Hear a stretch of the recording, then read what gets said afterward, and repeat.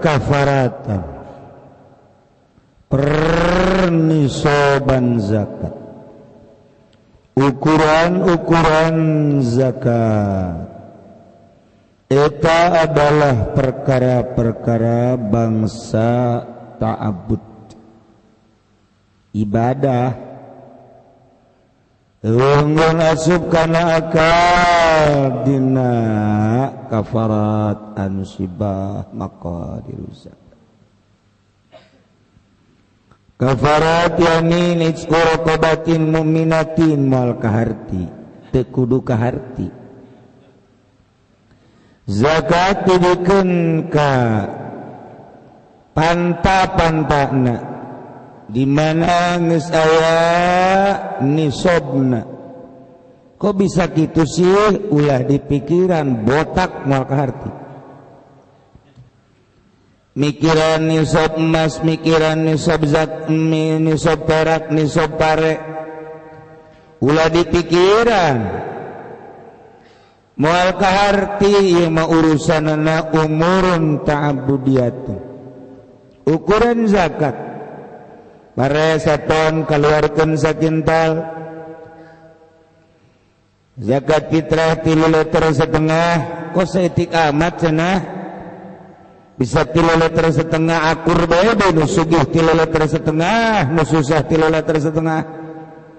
Padahal mah kibet tu cenah lamun nu sugih saton nu susah 1 liter setengah atau 3 liter gitu bae tuh. Emangna nang DPR kamu nang DPR mah bener bae ieu nang Allah cek Allah teu kudu kaharti ku sia ieu urusan aing sia mengazakat bae.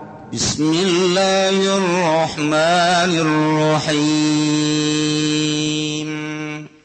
Sabada Allah ngajelaskeun tentang hamba-hamba Allah nu teu nurut ka aturan-aturan syariat para rasulna, ngabohongkeun ka para utusan-utusan Allah di dunia keneh disiksa.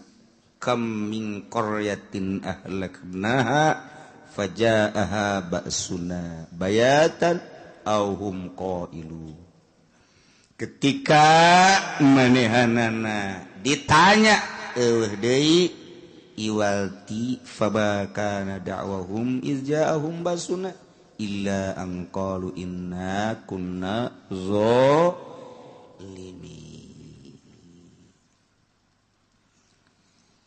Setiap saat, setiap waktu anu ditangtukeun ku Gusti Allah, Allah nurunkeun rasul. Tuluy be kebutuhan-kebutuhan jang nyampekeun syariat, Allah nurunkeun rasul.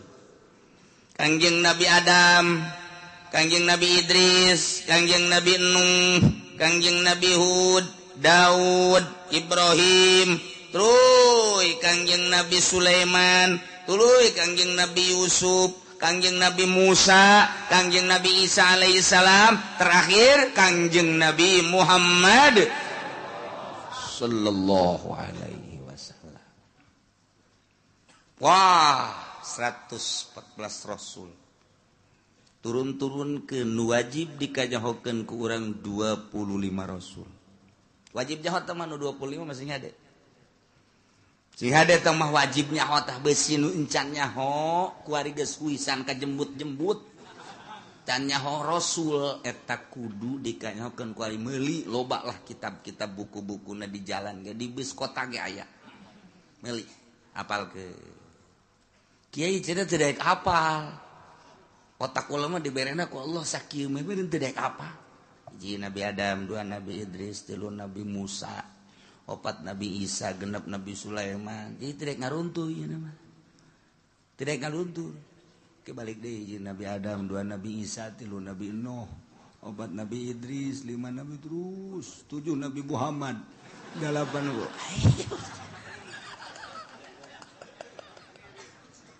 dilempengkeun ge dilempeng. Ih lain kita tuh. Kieu hiji Nabi Adam dan Nabi Idris Nabi coba. Geus dibenerkeun heuh nya kayak ditalar banyak kitu deui bae. Hiji Nabi Adam, 2 Nabi Hud, 5 Nabi Idris, 6 Nabi 7 Nabi Muhammad, 8 Nabi Isa. Aing mah teu daekeun. Sakib meureun aing mah otak ku Allah. Tak kumaha tah? Nyaho ngan teu daek ngaruntun. Cukup geus sakitu ge. Ngaruntun itu bisa nya mah. 55 tuh 55 ya 5 hiji jadi 25 gitu. Ke 5 deui. Coba. Geus kitu-kitu teu daek bae. Pokoknya mah aing mah nyaho bae nu 25 ngan ngaruntun mah henteu. Saya kira-kira ditanya, soleh. Tah mah ki soleh picung. Nabi mah siapa? Oh, nyaho aing soleh nabi berarti. Lut, nabi. Hud, nabi. Sulaiman mana ya? Ih. Nyaritakeun nabi, si Sulaiman mana lain kula buka tetangga tukang lauk ngaranna Sulaiman. Tapi teu kudu dikajaokeun kos kitu mah. Oh nya, Sulaiman. Terus Nabi Daud nabi. Asalnya hoba eta kos kitu tah. Nabi Isa nabi. Musa nabi. Firaun, wah musuh tah mah. Berarti nyaho nyaho nya eta. Asal nyaho bae cukup bisa gitu. Cukup tak deres tak asalnya ho Zulkifli nyahonya Nabi tak lain sih Zulkifli. Ayo model apa ngaran Zulkifli. Sebab Nabi tak lain itu pokok sih eta. Iya bae baca nyaho cek eta tanyakan ka ditu ka santri kan mah ayo Zulkifli si Nabi tak lain aing teu kapalkeun kitu. Ngaji kakarak datang ka Jurumiyah aing mah. Wah, santi bego ieu mah budak. Teu apa sarua bae. Atuh dinazomkeun kapan hum Adamun Idrisun Nuhun Hudun ma atuh dinazomkeun aya urang ngaji mah. Jadi geus nyaho tah asal rangkaianana dinazomkeun nyaho bae. Nyaho. Jadi santri mah ngeunaheun sebab aya dina kitabna mun geus kabeuli kitabna. Mun encan atuh henteu pagon deui. Atau kabeli ngan candi aja tuh hese atau nggak sih aja ngan poho tuh sarua bae.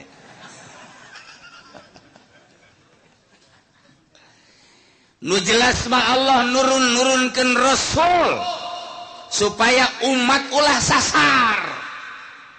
Kangjeng Nabi Musa saat Firaun jadi raja sadunya turunkeun kangjeng Nabi Musa supaya pangeran teh anu ngadamel langit bumi nu ngahirupan ngumangamotan hari sekian Allah dakwah kangjeng Nabi Musa bere kitab Taurat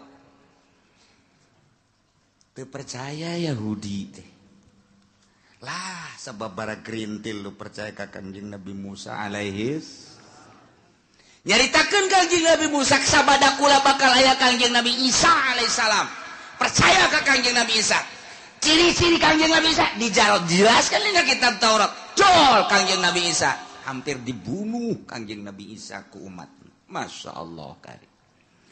Injil kitabna di Injil dijelaskan engke bakal aya ngaran Nabi terakhir ismuhu Muhammad ngarana kangjeng Nabi mah ciri-cirina ti mimiti pangambungna cepilna socana biwirna senaon kitu waosna kulitna kabeh gedeg pangadeg ka rambutna dan lain sebab bahasa-bahasana geus aya dina kitab Injil. Masyaallah yati mim ba'di ismu Ahmad. Dijelaskeun dina kitab Injil. Wajib iman ka dia jol kangjeng Nabi. Abu Jahal teh tukang maca Injil. Abu Sufyan teh tukang maca Injil, Abu Lahab teh tokoh Mekah tukang maca Injil. Aya dina kitab Injilna nyana nyahoeun bahwa Muhammad teh asli teh aya dina Injilna kulantaran takabur nyana teh iman ka kangjeng Nabi. Dia kuari lamun urang ngadengikeun Barnabas tu asli. Berita ti Amerika kan sa gereja asup Islam kabeh. Aya seorang pastor maca Barnabas asli. Begitu dibaca kunyana asli ya Muhammad manabi Rasul imanlah pastor nyana dakwah ke umat di gereja eta asup Islam sa gereja tangkap ke Amerika datang ke kuari can di keluarga amun maca nu asli urang kuari ka Yogyakarta jalan-jalan ke Universitas UGM didinya aya perdi perpustakaan Injil asli dikunci rapih tuh menang dibaca. Ketika orang hayang maca sababaraha orang Kristen hayang maca, oh birokrasi na kudu ka dieu ayalah nu pernah dimenangkeun kitu ge dibeat. Hati-hati, lembaran ini tidak boleh dibaca, ditutup ku nyana, dikancing tak lewat, dibaca ku nyana Barnabas asli. Kulantaran panasaran nu dikancing teh dibuka ku nyana, ternyata urayan titah iman ka Kangjeng Nabi. Mata teu meunang ku ari dibaca sembarangan. Di Maroko mahasiswa hayang sababaraha kali usul ka dosenna, ketika dibere Barnabas asli teu meunang. Ieu mah ditutup tah nu ieu mah lembaran asli lantaran eta mah Injil asli. Ketika nyana panasaran dibuka, ternyata nita iman ka imannya na dakwahnya na hampir dibunuh. Mun maca Injil nu asli ayalah perintah iman ka Kangjeng Nabi. Tapi tetap aja itu penyalahgunaan. Ai Injil nu kuari berkeliaran mata mah Injil tahrif, robah. Perjanjian lama, perjanjian baru dirobah kunyana. Tina perjanjian lama ke perjanjian baru dirobah nu lain kitu. Sabener nama. Tetap isi nama nuhankeun ka Allah, mangerankeun ka Allah, nganabikeun ka Kangjeng Nabi Isa. Lain pangeran Kangjeng Nabi Isa. Nita iman ka Kangjeng Nabi urang, Kangjeng Nabi Muhammad sallallahu alaihi wasallam. Gas Kangjeng Nabi Isa di akhir aya Kangjeng Nabi terakhir Kangjeng Nabi urang. Kitabna Al-Qur'anul Karim. Kangjeng Nabi tos teu aya dilanjut ku para sahabat tos teu aya dilanjut ku para tabiin. Nu mantap hadis Kangjeng Nabi teh supaya rapi aya seorang manusia Imam Bukhari ngaranna. Nyana ngalalakon ti Afghanistan langsung ke Turki, ke Mekah, ke Madinah, ke Turki, ke Yaman, ngasal ngadenge aya sahabat anu boga hadis ku nyana disampeurkeun. Di Mekah, di Madinah, langsung terus ke Yaman, langsung terus ke Baghdad, ke Yordania, terus bae ka muana asal kadenge aya sahabat beusi boga hadis catat ku nyana. Teteh pohara amat. Meureunanan geus gerahkeun tanagana, hartana, kekuatana, pikiranana. Zaman harita kan lain zaman kendaraan babari hese melalui kendaraan onta kuda paling ge. Kitu kene ti nagara ka nagara melalui laut kapal lagi tongkang masalah. Tapi keuletan Imam Bukhari terangkumlah sekian ribu hadis surtil ku nyana. Rawi hadis ieu kieu di samping nyana nyaritakeun hadis, neangan hadis jelema nu nyaritakeun hadisna ku nyana ditanya. Saha ngaran waktu ieu kumaha narima hadisna teh? Keur kumaha jeung kumaha? Loba nu akur hadis eta, katarima ku ieu, katarima ku saat mana nyaritakeunana Imam Bukhari luar biasa. Jang naon eta maksudna?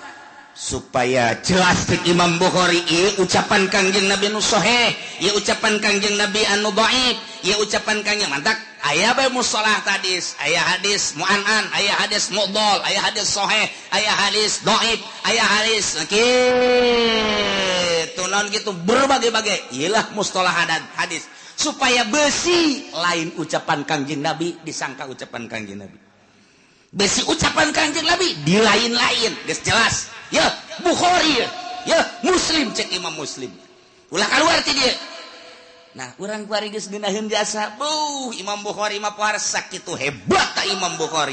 Balik kana ka Afghanistan, diseret ku umatna. Diseret lantaran nyana teh mung nyaritakeun Quran, hadis tetap Quran, godib. Mempertahankeun eta doang. Di samping mempertahankan eta, mempertahankan sababara hukum nu dirobah ku raja saat eta. Nyada teu nuturkeun pemerintah. Diseret dina kuda Imam Bukhari coba. Masya Allah. Batu. Ieu non sirahna teh ngadu jeung batu dak dikduk. Beres diseret maksudna nabi dibunuh. Terus leuleus Imam Bukhari. Tapi tetap Imam Bukhari di bulan ieu masih ngajar keneh bae ngajar hadis teu lila maot. Iyalah Imam Bukhari dimakaungkeun di Afghanistan nu mantap datang ka kuari urang Afgan, kekuatan jihadna luar biasa.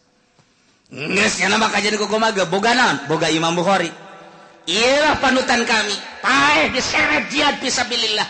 kami hayang bareng jeung Imam Bukhari dunia ieu nanaonan nu penting di akhirat ngahiji jeung bendera Imam Bukhari di negara kami aya Imam Bukhari kami deuk nuturkeun eta rebat jasa di Baghdad kitu keneh di Mekah kitu keneh nu asli mah naluturkeun eta ketika sahabat dibere sugih teh kapan Abdurrahman bin Auf ceurik nya nu kuburanna di Yordan ceurik teh kunaon ieu harta nu sakieu lobana aya bahasa Kangjeng Nabi sadirham ti Abu Bakar leuwih amis tibatan 100 dinar uang emas tibatan Abdurrahman Abdurrahman Al-Wahid Abdurrahman bin Auf Serik Abdurrahman bin Auf tidinya lah nyana terus hartana dipake sabilillah dipuji deui ku Kangjeng Nabi sugih ge ai pake sabilillah mah bakal akur jeung jelema-jelema anu teu boga sebab nu bakal sabiqunal awwalu ti heula ka sorga jelema fuqara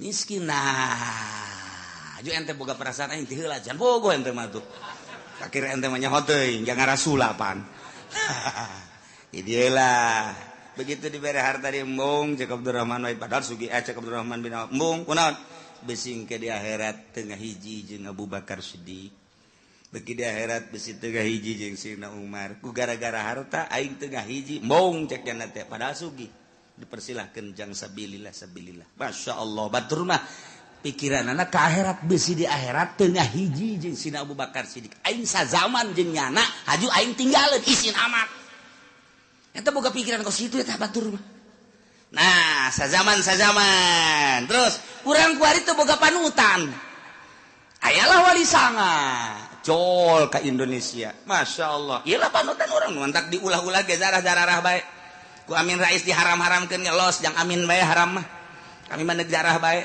komo pemimpin zarah mah di sampingnya zarah boga kauntungan pan lumayan bisa ngabangun dapur aing ku sebab zarah geus sabodo kumanyana bae geus nu jelas ba atuh kos gitulah panutan urang Banten unggal kabupaten unggal provinsi aya Banten boga Maulana Hasanuddin Cirebon boga Syekh Syarif Hidayatullah Jawa Tengah loba geus di Jawa Tengah mah Jawa Timur boga Sunan Ampel nu pertama Sunan wah luar biasa aya eta lah urang di zarah salah zarah kuari Pak kemana zarah kemana ke zarah Banten naon tuh maksudna abeh usaha maju dah salah ya ieu kudu dipoteskeun di jelema nu kos kunaon hubungan usaha jeung zarah ulah kos kitu jarah bae deuk naon di akhirat abeh ngahiji jeung Maulana Hasanuddin kaduana mah usaha kadi deui sia mah atuh nu di dituna nu salah deui nu sok ngazarah-ngazarahkeunana bloon ayo coba bisi zarah saha nu boga maksud ka dieu daftar sabaraha daftarna ya 500.000 lah sakiana teh wah eta tanu salahna kos ulah gitu bejakeun ieu pejuang dakwah Islam di Indonesia jang di Banten ieu tanpa pamrih nya nama bila perlu caritakeun masa hirup manehna tak kudu nama kos kitu ulah boga maksudna naon nu penting engke di akhirat sabendera jeung nyana kan ngeunaheun geus eueuh zaman para aulia Allah kabelah dieuna zaman para ulama kuari zaman para kiai-kiai Golkar PDI kadinya terus PKB terus zaman Kiai nu kos kararitu. Nah, urang mah teu kabagian masa Kangjeng, teu kabagian masa sahabat, teu kabagian masa tabiin, kabagianana urang masa SBY. Wah, diganti wallahu alam Jokowi atawa Prabowo, engke sagedeung deui. Jelas zaman eta bae urang mah. Bisa bodoh zaman mana-mana ge ieu mah kuari neuk dijelaskeun urusan masalah pertanyaan jaga di akhirat. Waduh. Falanas'alanna alladzina ursila ilaihim walanas'alannal mursalin. Wallahu a'lamu bimuradi engke urang tekan kiamat sanggeusna kiamat tiupan pertama Kangjeng malaikat Israfil alaihi salam niup jelema teh ka kaler ka kidul kawetan ka kulon lulumpatan anu keur nyusu anakna dibalangkeun budak leutik keneh kakarak leumpang geus suisan kobo aki-aki mah modar di dinya geus aki-aki mah teu kudu kiamat kuari ge titah leumpang di nu panas engke ge oleng-oleng gejebur sorangan Mantap lamun perangnya nama kayak ku Amerika ge moal ditembak. Moalnya naon? Perang tutut, hook. Senjata nembak nu kieu cek. Antepkeun. Lupat sia, lupat. Di kieu-kieu doang. Moal ditembakkeun hook peluru aing ka sia. Budak beladik goplak no kan, bener kan? Paeh sia namanya. Sebenarnya aki-aki atuh. Teu kudu diangsongan senjata aki-aki mah. Angsongan sieni urang Lampung. Ayo saya kena naik, paeh di luhur bateung. Nah, ieu ke kiamat beres parae. Ganti bumi rata. Gunung Masya Allah. Mentak kurang lamun jaritakeun ente nyangka gunung teh bakal na angger horenganan tamur meresap. Gunung nuku urang kaciri teger watarol jibala ente neule gunung pajar ente magagah tegak luar biasa horenganan gunung teh lempang tamur meresap percis okos mega bae lempang gunung dengke bae lempang yuk kubalik hati sampai lelempangan kali kakak aju watarol jibala komidah disangka gunung teh teger kuat horenganan tamur marosahap leeh nana gunung sakitu tegerna leeh kok masih Juned ajur ganti rata laut gunung kobe wah geus diterjemahkeun ku Raden Oma Irama kiamat terjadinya jadi presiden. Masya Allah gunung-gunung yang tinggi menjulang hari itu akan dimusnahkan. Wah pohara jasa Masya Allah lautan yang dalam sarua bae eta kos kitu jana beunang di Quran moal salah eta.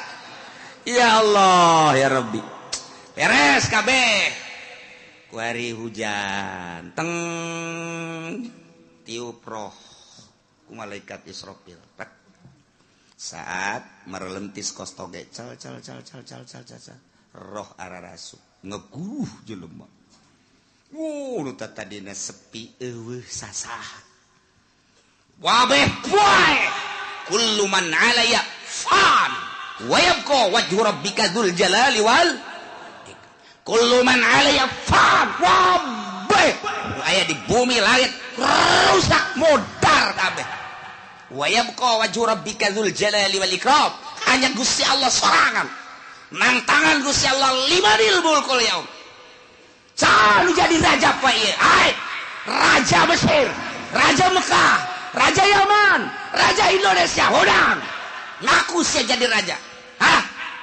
udang Jokowi udang Prabowo udang cak Prabowo hirup kene mah can nyaho bawa jadi henteu itu bayar turun geus coba Soekarno udah ayo diudang ke Pak Harto udah Gus Dur saya kan dilengserkan cek Gus Dur ya saya emang gak ada tanggung jawab bukan dilengserkan kalau saya lanjut baru saya tanggung jawab untung saya dilengserkan ya udah cek malaikat Israfil tenang Dur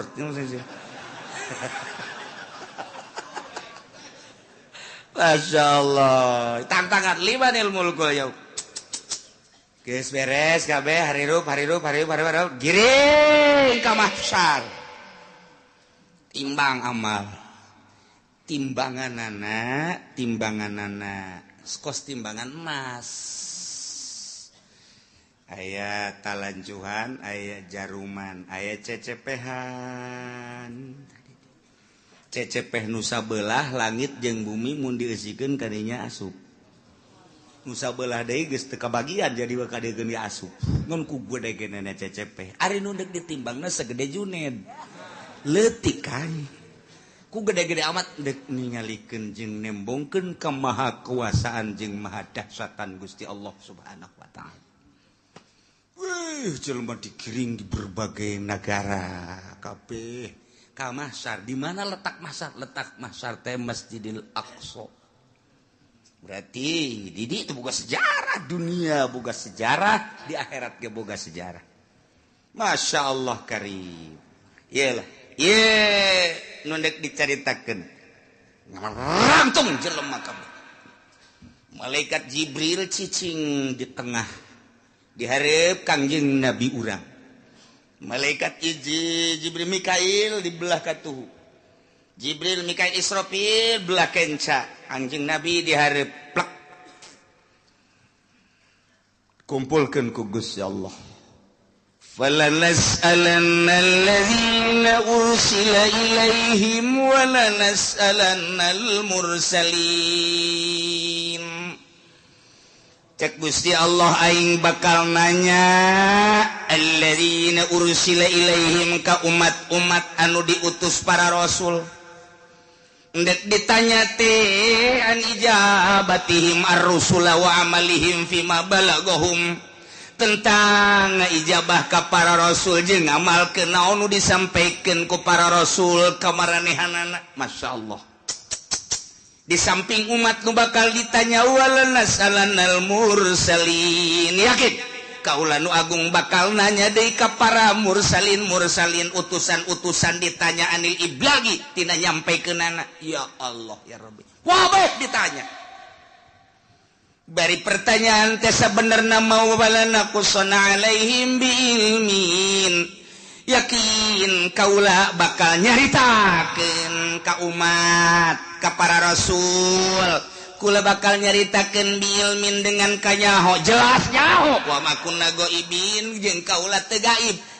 Teu nyahona kabeh nyaho ngan tetep ditanya bae. Pan jelema ditanya teh aya nu nanya teh nyaho nu mantak nanya ge pan teu nyaho mang. Kaula ieu deuk ka Bandung hayu. Ieu jalan deuk ka Bandung jalan mana? Bener-bener teu nyaho berarti. Kaula mudik, ieu milu mudik deuk ka Jawa Tengah, Pak, deuk ka Jogja, jalan ka mana? Lontaran loba jasa. Ieu itu Jogja.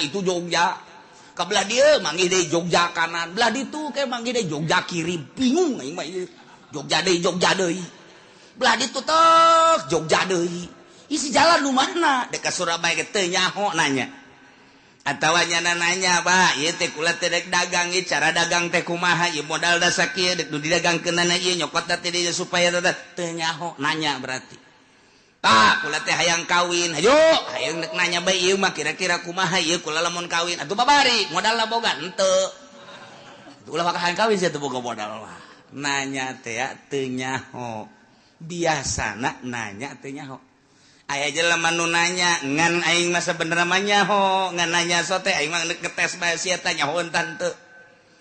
Padahal mah nyaho ieu, kos ka budak tanya, "Cek, 2 jeung 2 sabaraha?" Geus nyahoeun nu nanya nama. Ngan ieu dites. 2 jeung 2? Cak bapak tolol sia. Kudu ngabalikeun deui ka aing. 2 jeung 2 sabaraha? Cak bapak, wah budak blon ieu budak. Mun cak bapak 4 kula 4, mun cak bapak 5 kula 5, aku bacak bapak bae. Nyaho ye.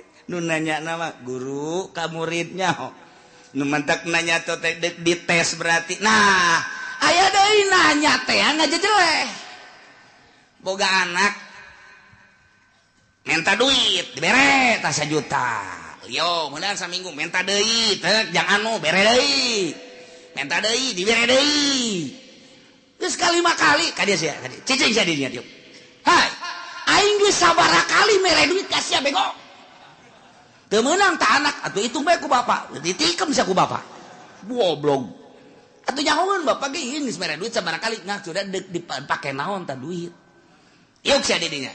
Pertama, sia ku aing minta dibere. Kadua dibere. Aju minta deui dibere. Tah aing nanya ka sia geus sabaraha kali aing abah dia bere duit ka sia. Teu meunang teu hitung bah. Teu meunang. Jalain kos kitu teh mah. Maksudna nyarekan. Aing lan sakali mere duit ka sia tapi ku sia teu digunakeun eta duit tuh tolol-tolol teh si otak pasang atuh. Menta deui si mah gawena menta malulu. Nyarekanan teh mah nanya tapi nyarekan. Go. Bari bah, yang mah boga duit, ajo minta duit sabarit sia mantana. Mio sabarit tah mio. Oh sia dibanding kemana mio, tapi pakai kusianya, nu bener tah, belikan kusia. Lamun ngridit jeung cash lain deui bah hargana. Lamun kredit berapa kredit? Ngomong sih lain sari. Bahkan hese dek beli kas deh di akhir zaman mah kredit bermodel. Yahudi teh geus kos kadar itu bae. Nah, belikeun. Menang meureunanan setengah bulan bah. Ang melikeun motor di motor naon? Motor Mio. Anu itu ke mana? Aya mah aya bah. Ngan ieu kebutuhan aya deui bah. Bere deui. Ja aya ieu bapana ge. Duit mah eueuh bapana mah aya. Aya tah. Bere deui. Bere deui 3 kali. Budak motor kamarananya dibeli cenah kebutuhan barang ditanyakan ternyata dijual. Adek abah sabaraha kali belikeun motor kasia? Hah? Sabaraha kali? Eta mah nanya nyaun jan umang meulikeun lagi abah man make nanya deuk nyarekan. Nah ieu ge sarua ye Allah teh deuk nanya ka umat. Atuh teh kudu ditanya ku Gusti Allah jauh nyahoeun. Ja Allah mah pangeran. Urang turun ka alam dunia Allah nyahoeun, kuari hirup dihirupan ku Allah, Allah Maha Uninga. Kemudian urang kuari ayeuna di baya pagawean dagang berpolitik atuh Allah mah Maha Uninga. Kapae urang mah teu nyaho ira bakal pae Allah bageus nyahoeun. Kok make ditanya tuh urang ku Gusti Allah, nanya da deuk nyarekan ka urang. Nah, ieu sia bakal ditanya ku Gusti Allah. Teu menang kieu, sia ku aing pan dihirupan. Nah, ieu sia harita teh hirup. Kemudian pagawean sia waktu hirup naon bae cak Gusti padahal mah Allah nyaho. Cak urang teh atuh coba bae Gusti ka nyahona tumpahkeun ka dieu. Wah, dikerekem sia ku Gusti Allah. Teu menang kos kitu nyanggakeun sadaya-daya Gusti. Paulun Gusti Maha Uninga. Nah, ieu bakal ditanya urang. Kabeh ditanya. Urang sebagai makhluk ditanya, Kangjeng Nabi lagi ditanya sarua bae. Urang ditanya tentang naon? Tentang an ijabatihim ar-rusul wa amalihim fima balaghum. Urang teh ngaijabah ka Kangjeng Nabi. Narima kana ka Kangjeng Nabi syariatna jeung ngamalkeun datang ka mana? Ditanya. Zaman Kangjeng, zaman sahabat, zaman tabi'in, zaman para wali, kuari. Junaid maju. Enggak.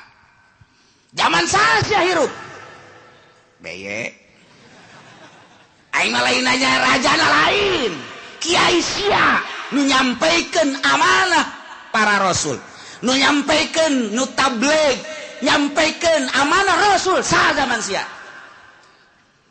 abdi harita teh kitu mui abdi harita di kecamatan mah kitu Kiturmudi naiknya ke kabupaten naik dinya ke provinsi pernah nyampaikan ai dibayar nyampaikan ai henteu mana muina mana mui panggil muina ih kuari ngana ngeungeunahana mui nagara sia saha harita mui abdi aya orang kronjo agel iya nu formal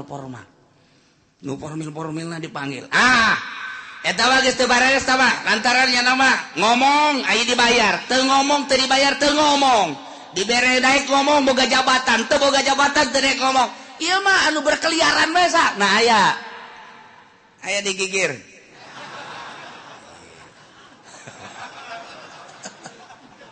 disebutan di Jakarta kiai anu di kampung kiai anu pernah nyampaikeun pernah cara nyampaikeun aku mah muludan bere duit eta lah lamun teu dibere duit ngaco ulah nu eta nu asli nu nyampaikeun nu asli saha yo ayo geura budi bejakeun diangsongkeun ka hareup deui kumaha coba eta urang lamun geus dikitukeun kumaha eta di hareupeun Gusti Allah nah sia zaman ieu pernah nyampaikan nyana bahwa Nabi akhir zaman Kangjeng Nabi Muhammad pernah kemudian naon nu disampaikan ku manehanana rukun wudu rukun salat dan syariat lah dain semua bener coba tanya kiaina ditanya deh siapa pernah nyampaikan bener nyampaikan lagi dah bae ai diondang muludan sok diberkatan aya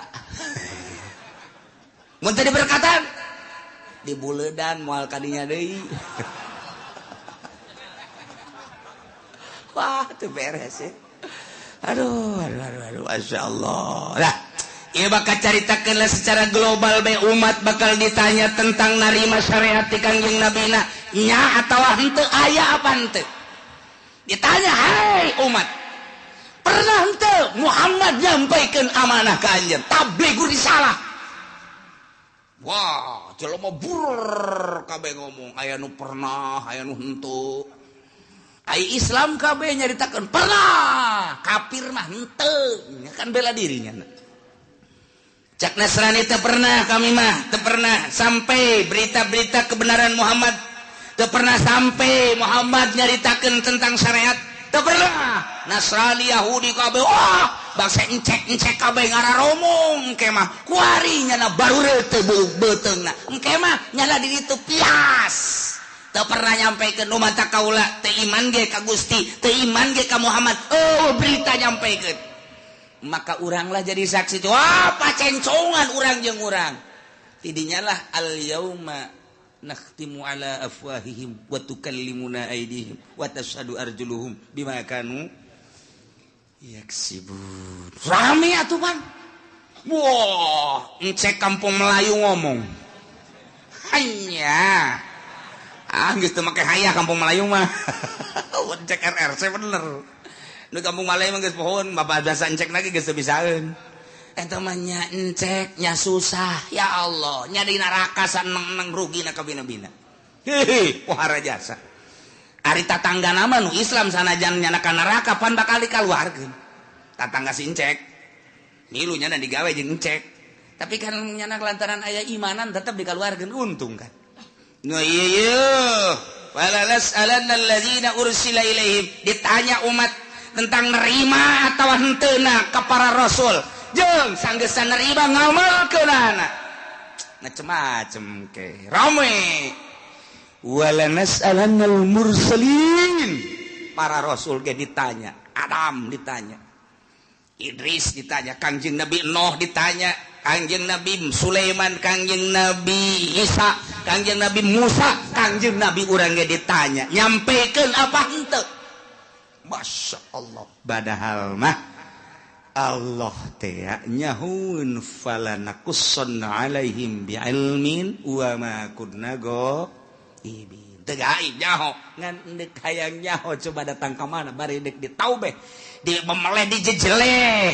Aya jelema anu jah abdi mah ieu hirup teh di zaman SBY, kiaina harita kiai pulan, abdi mah teu pernah ngadengi nyana nyampaikeun ore cok jelema teh falanakussan alaihim ilmin. Cak Gusti Allah nyaho aing ge. Sia teu ngaku datang tablighur risalah melalui kiai anu siana. Cak Gusti Allah nu teu ngajading teu ngadenge. Pan aya muludan, pan aya rajaban, kiai ngabuka pangajian, tong-tong mah datang ka songek. Siana nu teu daek, falanakussan alaihim. Allah jaritakeun, neunaheun. Bagi kiai nu katitipan ilmu sampaikeun. Besingke di akhirat ditanya, walanas alannal mursalin, ditanya para mursalin, ditanya para wali, para kiai ketika urang dikahareukeun. Kiai anu sia di zaman anu nyampaikeun teu? Henteu. Kunaon sia dititapan emang teu nyampaikeun? Oh nu ngondang. Kunaon sia nu mata kayang diondang? Ieu. Cak ditangkal amun naon tah? Naon tah? Teu nyawa nya nambongan di ditu tah. Ngadeukeun tukang sate. Ieu tah. Tuh kan ditanya kabeh, umat ditanya, para rasul ditanya, Gusti Allah. Umat ditanya, para wali ditanya, umat ditanya, kiai ditanya kabeh, mana ting rame. Nah, wa ma kunna ghaibin. Sabenerna mah atuh aing teu gaib. Eueuh teu kanyaho teu nyaho an iblagir rusul wal umamil khaliyah bima fi ma amilu. Nyaho tentang nyampaikeun para rasul, nyaho pisan atuh uning pisan.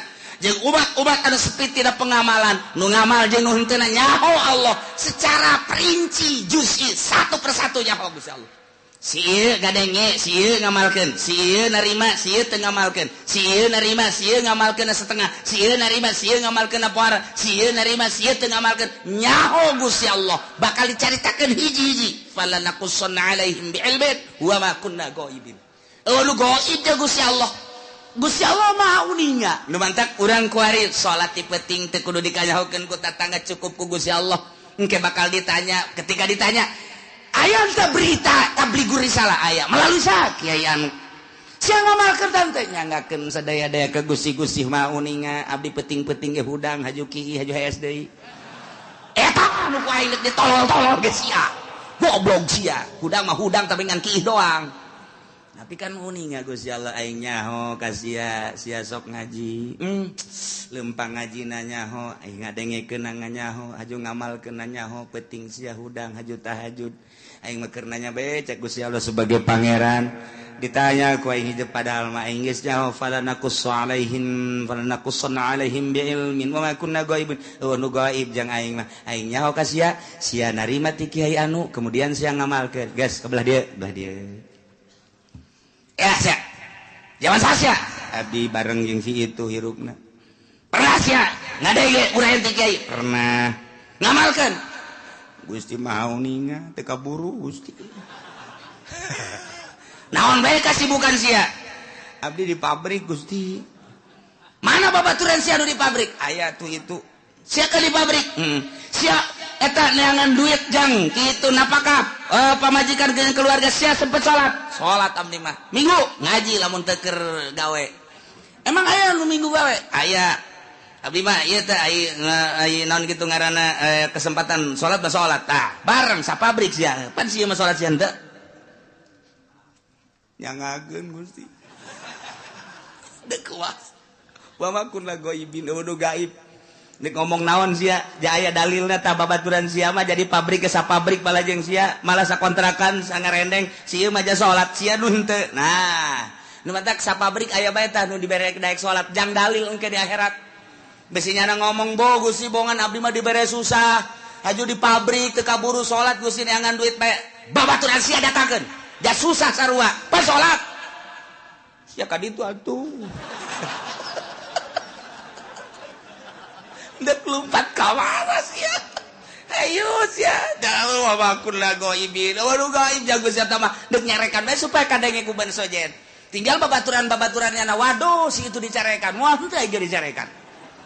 Dek lompat ka mana ya aing? Dek lompat ka mana? Nah, kabeh bakal ditanya. Fala naqussonna alaihim biilmin wa ma kunna goibin. Tanya hiji-hiji. Bari Allah nyaho. Lu goib ka Gusti Allah supaya jelas Allah teh pangeran dek ngajejelek jelema ditanya ku Gusti Allah kunaon sia persiapkeun ti kuari jang engke ngajawab pertanyaan eta lain lalagaan ieu mah Al-Qur'anul Karim wal waznu yauma idzinil haqq ya Allah timbangan lil amali dipasang lisohaikiha atawa jang nimbang amal bimizanin lahu lisanun timbanganana aya jaruman wa kafatali aya 2 cangkok 2 mangkok 2 cecepeh kama warada fi hadis Kanjeng Nabi geus ngajelaskeun ayat 3 hadis nu ngajelaskeun tentang sifatan mizan tentang pertanyaan-pertanyaan jaga maksudna naon timbanganana jelas nu ditimbangna apa jelemana apa amalna apa bukuna eta lah Kanjeng Nabi nu ngajelaskeun aya nu jelaskeun Kanjeng jelemana langsung diayakeun. Di hadis lain Kanjeng Nabi nyaritakeun jelemana mah tetep nangtung di itu nu ditimbang adalah sohaib buku-bukuna. Cek sakaol mah lain buku-bukuna amal bae diwujudkeun ku Gusti Allah.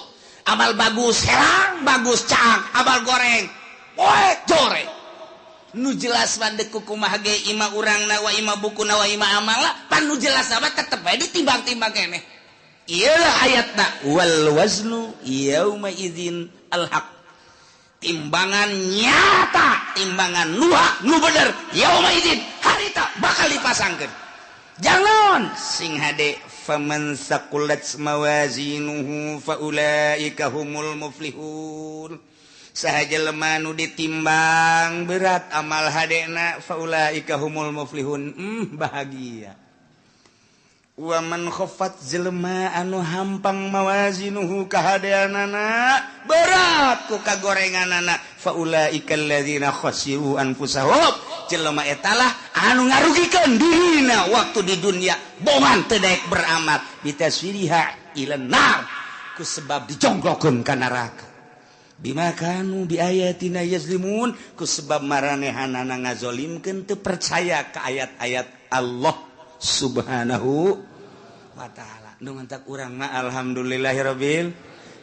jauh masa urang ka Kangjeng Nabi tapi urang iman ka Kangjeng Nabi Muhammad sallallahu alaihi wasallam jauh jeung Kangjeng Nabi tapi urang ngalaksanakeun syariatna dibabaca ku urang sifat wajib di Kangjeng Nabi di para rasul teh opat urang diantarana kabeleteran kuari tah di dieulah bakal ditambah ditimbang saurang-saurang malaikat Jibril di dieu Mikail di dieu Israfil di dieu Kangjeng Nabi di dieu cek sakaol Kangjeng Nabi ngajelaskeun timbangan hade nu gede jurusan sorga timbangan nu goreng ieu neraka asal ditimbang let ka dieu ka kenca belah dieu geus tinggal ngagejebur ka neraka asal ditimbang leketai ka belah dieu geus sorga tinggal berangkat ka sorga bae ya Allah ya Rabbi kuari urang teh cek sakaol Kangjeng Nabi ngajelaskeun timbangan teh timbangan qada wal adli ieu timbangan teh timbangan papasten jeung keadilan nu mantap kuari urang timbang diri urang kuari kurang kudu timbang kajujuran jeung keadilan urang geus datang ka mana urang nuturkeun Kangjeng Nabi geus datang ka mana ngalaksanakeun syariat Kangjeng Nabi ketika ditimbang kurang bera rasa aing lamun ditimbang berat mana ye ti mata bae mata ye lobaan dipake neuleuh Quran apa lobaan dipake neuleuh TV kurang bae timbang kuari ye qada wal adli kuari cek Kangjeng Nabi timbang maneh merenung ceuli lobaan pake ngadengekeun musik apa lobaan pake ngadengekeun urayan-urayan hayo coba hayo apa lobaan ngadengekeun anu hasud ka urang anu ngomongkeun ka urang apa lobaan make ngadengekeun Al-Qur'an hadis kalam ulama timbang ku urang sorangan bari merenung kieu urang timbang ku sorangan bae hayo geura leungeun lobaan pake nyekelan naon ieu leungeun hayo sia leungeun apa nu teas-teas apa nu hipu-hipu sia leungeun timbang ku sorangan urang komo nu geus kolot mah maningan ge beureum mah molotot pegahan engkos kol bodewek ye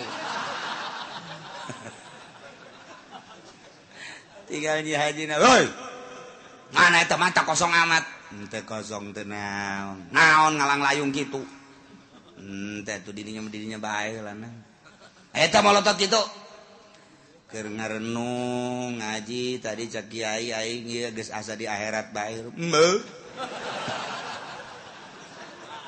ya jadi teu percaya karena kuari bae kalau ngomong gitu atuh sia ini bener ku sia dikitu-kitu dekeran tuh iya keur ngalamun aing di akhirat teh cek kiai ge timbang cenah amal hampura aing haji ya tukul ge hampura tah geus ada deres sakitu mah tukul deui bureun hampura sok nyerekan ka haji tenan atuh hampura aing geus hampura jasa mun aing kawin deui tah pakarak dek bener ge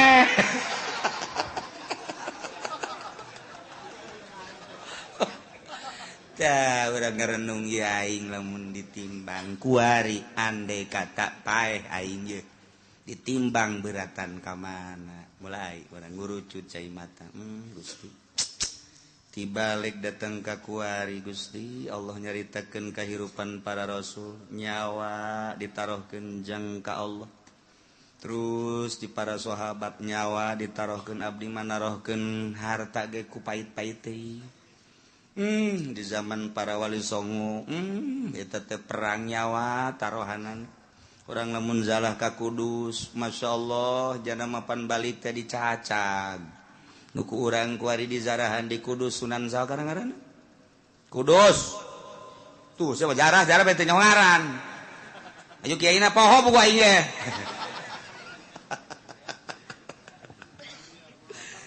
tuh eta pan nama perang Sunan Kudus mah perang balik tepan dibawa teh tinggal nyawa balan cak sakaol bapan potong ieu na ge nu kurang dizarahan eta saja persoa di Kudus teh Kudus masyaallah balik nyawa batur menyawa taruhana pakai ilai kalimatillah renungkeun ku urang aing boro-boro nyawa duit ge ku pait-pait teuing ge aya masjid ge butuh ka keramik kook biasa geus sababaraha kali mah haji jamaah haji mah atuh jajan mah aya atuh ieu keramik ieu keramik nu sajen heula ke kurang karak aing hayo lah nu sajen heulangan besi teu kabagian beramal nu sajen eta ngomong hebat casapan ayo orang babarengan heulangan nu sajen bae geus beres gaji ieu mah geus beres keramik alhamdulillah tuh biasa gaji neraka tah mah kuduna ge nu sugi mah lain kitu haji ieu keramikna kumaha ya saha anu geus siap keramik batalkeun geus Pak Haji duit loba di bank anak geus dingaranan ari Pak Haji na aing mah teu boga duit sial teh Ki Haji tolong emang nu sugi mah kos kitu bloon batur bae dikesek-kesekkeun tah hayang urang mah hayang ngadenge tuh geus kitu Mang anu sekian meter Mang anu sekian meter Mang anu sekian geus aya sabaraha eta aya 20-an mah bejakeun ka Mang anu lain teu butuh gitunya dieu mah ku Pak Haji bae kabeh sapira 500 meter lah sabaraha kebon 500 meter geus tuh jual ku tetangga habak beres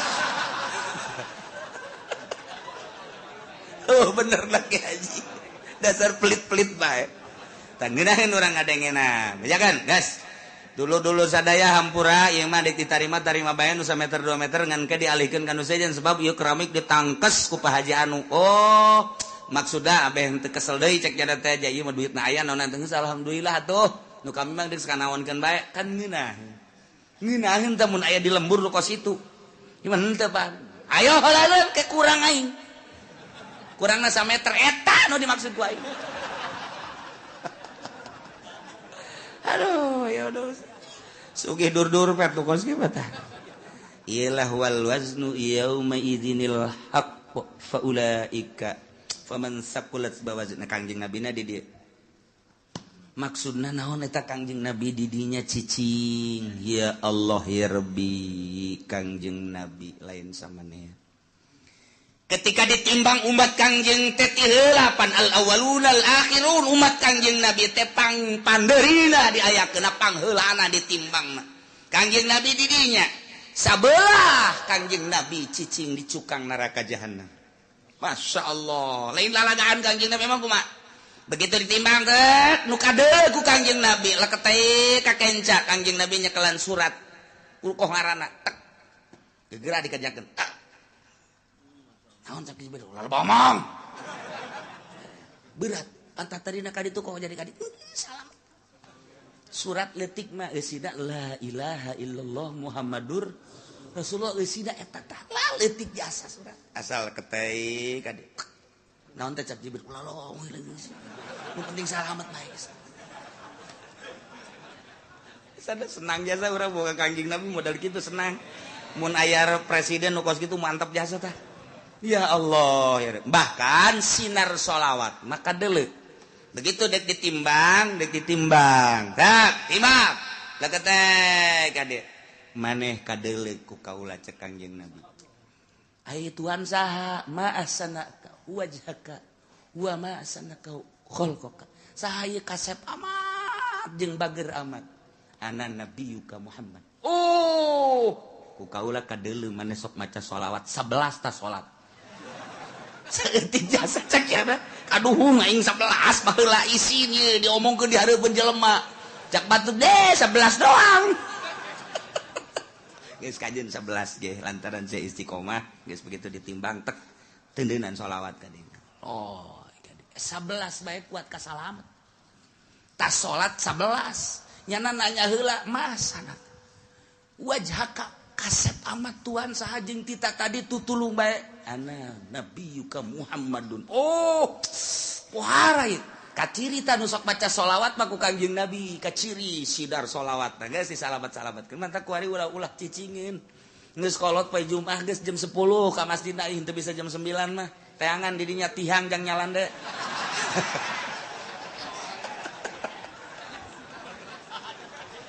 tungtungna lain baca sholawat tasbih ka mana mata ka mana bahkan aya nu nyokot ge tah babaturan tasbih teh nyaho nya barang hudang aya tasbih aing ka mana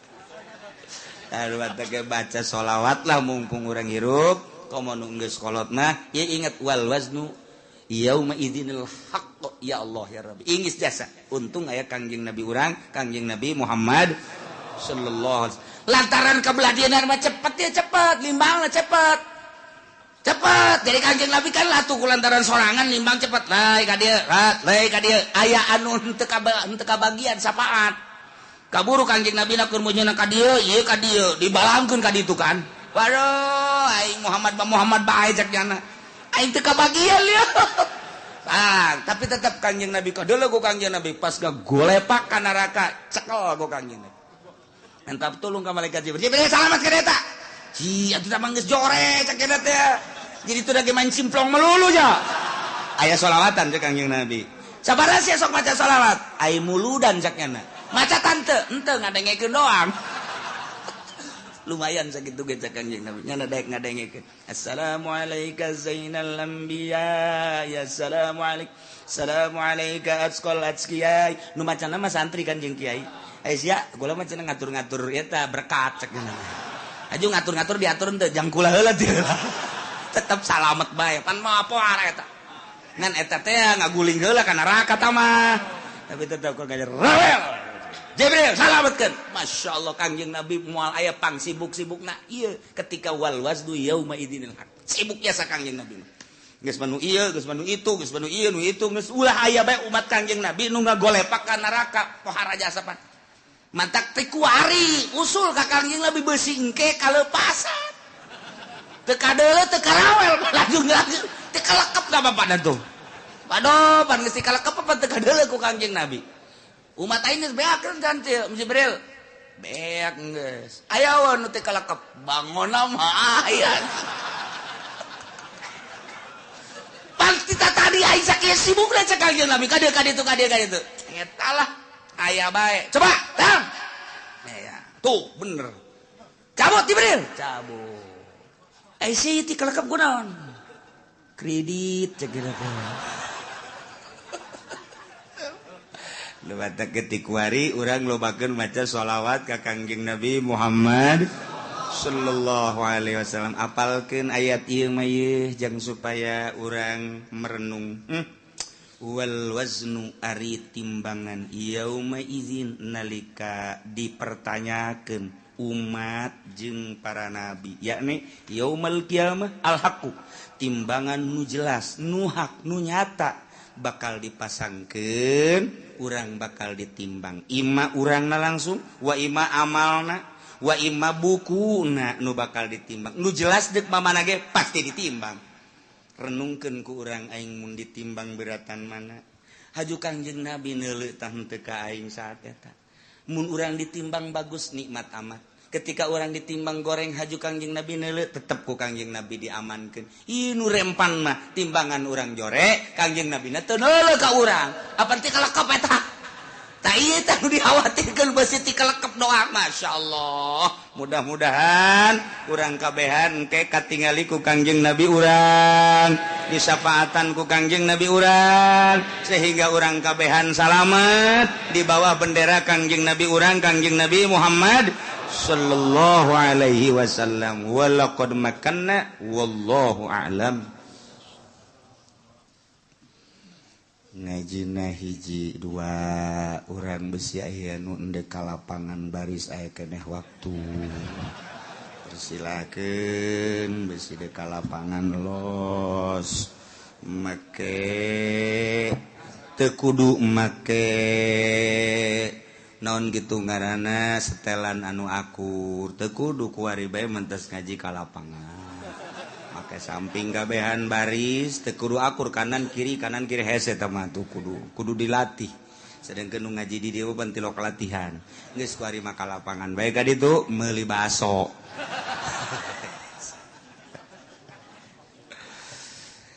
urang mulaiannya ngaji sing tegep sing rapih maksudna supaya kasafaatan ku kangjeng Nabi Muhammad sallallahu alaihi wasallam. Bismillahirrahmanirrahim. Al-ma'na al-ijmali utawi ikilah iki iku makna kang bangsa kasimpulan. al-kafaratu wal ansibatu wa maqadiruz zakati umurun ta'abudiyatun la majala lil aqli fiha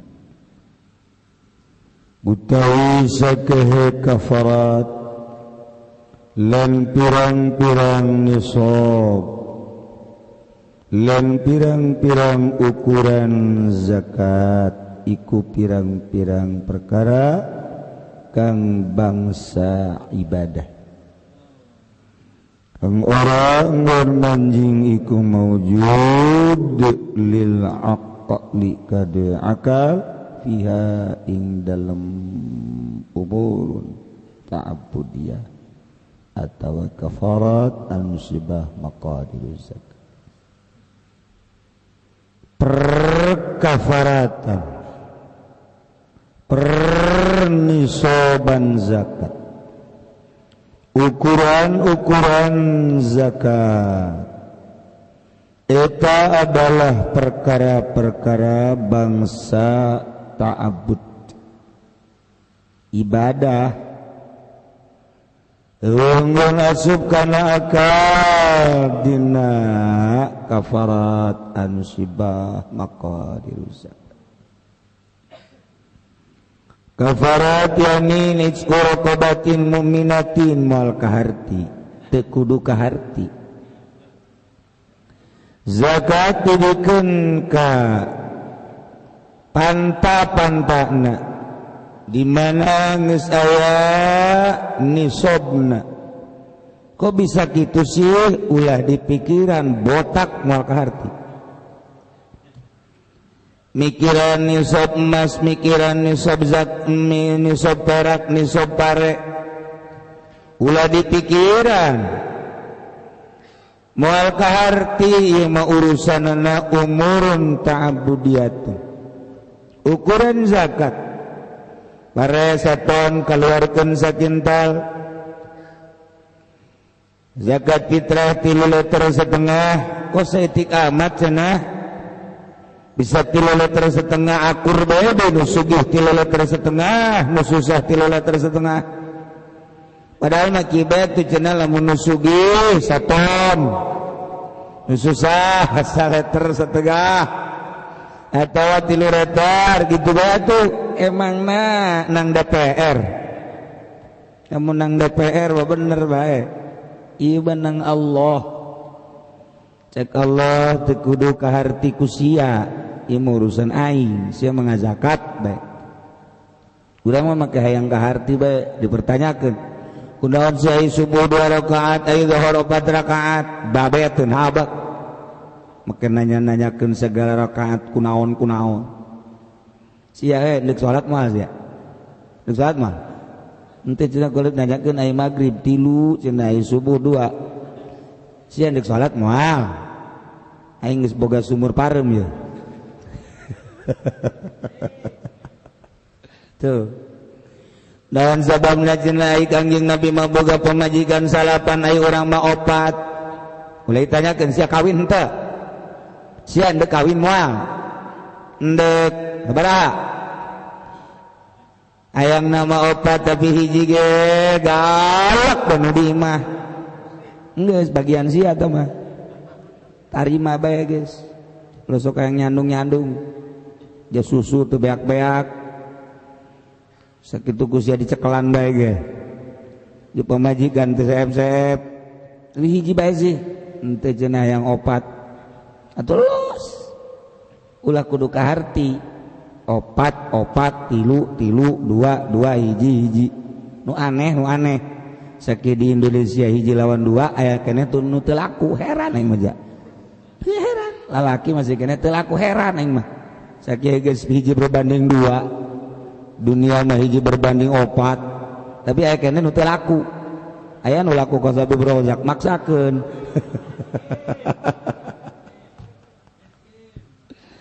aya urusan ta'abudiyah mah teu kudu kaharti kunaon nisab zakat beda-beda urusanana urusan ibadah tinggal laksanakeun bae sih la majalan lil aqli fiha fa idza ayana syari' miqdaran maka tatkala nangtuakeun sabab syari' ukuran la yajuzun naqasuhu maka orang nang opo ngurangan ing miqdar di mana ku Gusti Allah geus dipastikeun ulah dikurangan liannahu la yujzi'un naqasu karena satuna kalakuan iku ora nyukupi apa an-naqsu sudah kurang teu nyukupan cak Allah 3 liter setengah cak Allah nisab zakat pares sakintal ulah sok make jeung dikurangan-kurang kamala tajuzu ziyadatu alaih kaya barang kang ora wenang ngapemuhi alaihi ngatas miqdar sakumaha teu meunang dikurangan teu meunang ditambah aing mah sugih ya zakat fitrah 3 liter setengah aya geus mah 10 liter sorangan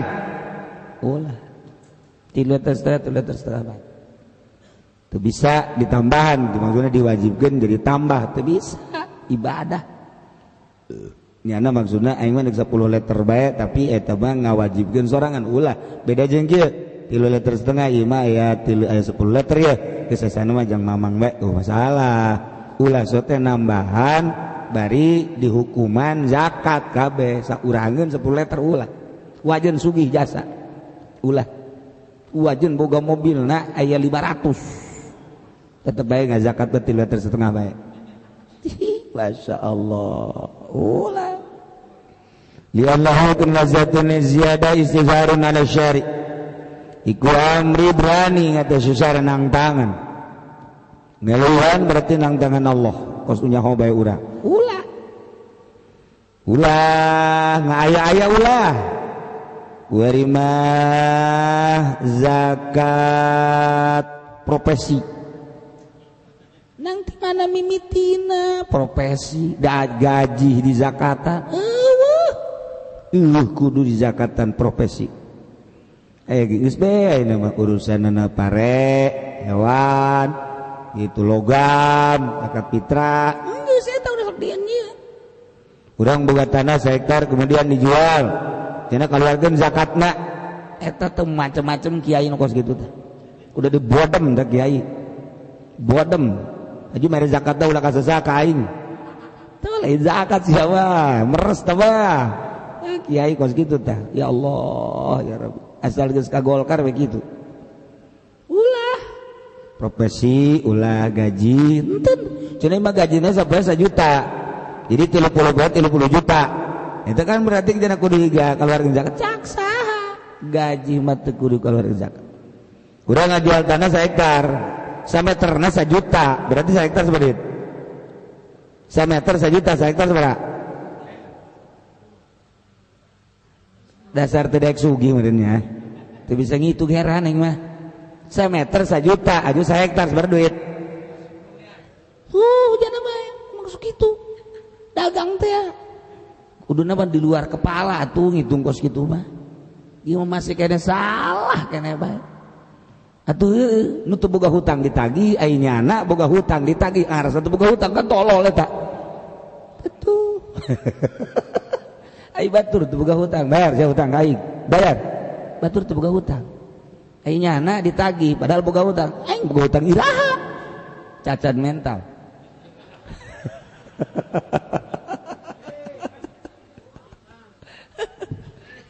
teu beres ya Allah walihada lan kenai kilaiki al-kafarat wal ansiba maqadir zakat umur pamudiyah angkara Abu Sa'id ingkar sabaki Abu Sa'id raya Muawiyah ta ing pendapat Muawiyah kharajan isbi sa'in nasmra inggaluarkeun saparok kulak saking gandum badalan an sa'in min ghairiha ada dari gegantan saking kulak kang tetep saking liane samra mukhalafati kana nyulaina Muawiyah zalika yang mangkana ikhrajun isbi sa'im samra maka fil ahdin nabawi ing barang kang ana ya ma iku tetep di dalam zaman kang bangsa nabi kangjeng Nabi Muhammad sallallahu alaihi wasallam at-tahlilu labyu wallahu a'lam bissawab.